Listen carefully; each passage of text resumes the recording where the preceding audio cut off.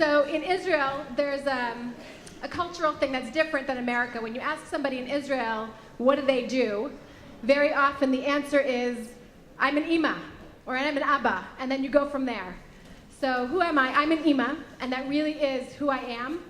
I have 4, thank God, beautiful children, and my whole life is about children and Judaism and perpetuating our culture and our religion, our faith, and the education that comes with it. And to do so in the modern world is a very complicated thing.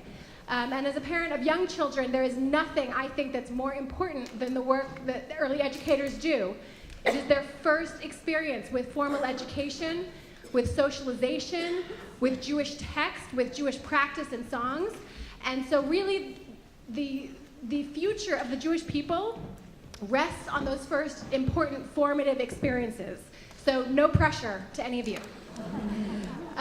But then my professional work is that I'm the director of admissions at JCDS in Boston. And I've been a teacher in my career, and now I'm in administration. And all the children that we get from the Jewish preschools, from the non-Jewish preschools, the home daycares, they all come to us with different backgrounds. And there is a palpable difference between the students who come to us from your schools. They are open to Judaism, they are knowledgeable about it, they're excited and engaged in it in a way that we don't see from kids who don't come with the same background. And what's asked of early educators is tremendous and difficult in that you are teaching them trust in the world, in the educational system, how to be students, and also how to be Jews. And you have to be excellent and expert and adept both in education and in Judaism. And we in the day schools and in the Hebrew schools and the complementary schools stand on your shoulders from the work that you do.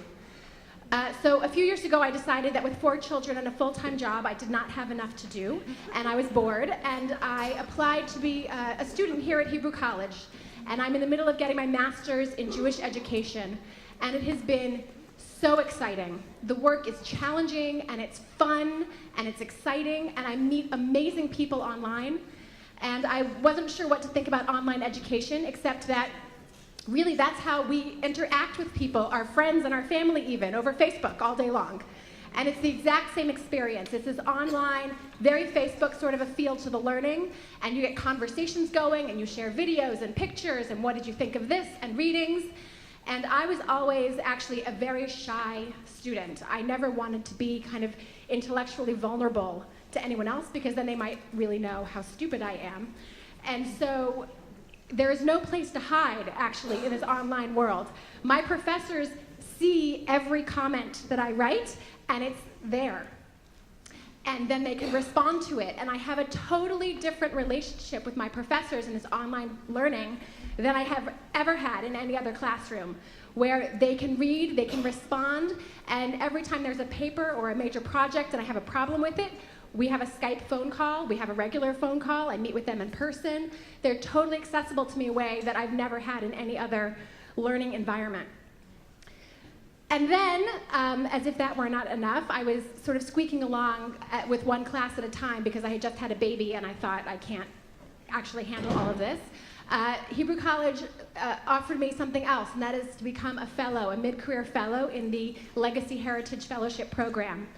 And so now I'm doing 2 courses and a field experience and working full-time and parenting my 4 children, but it's all coming together in one really amazing experience where everything is complementing everything else.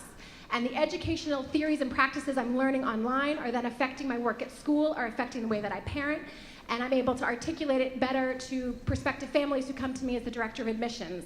And I get to work with and learn with all sorts of educators from all walks of life in a pluralistic program.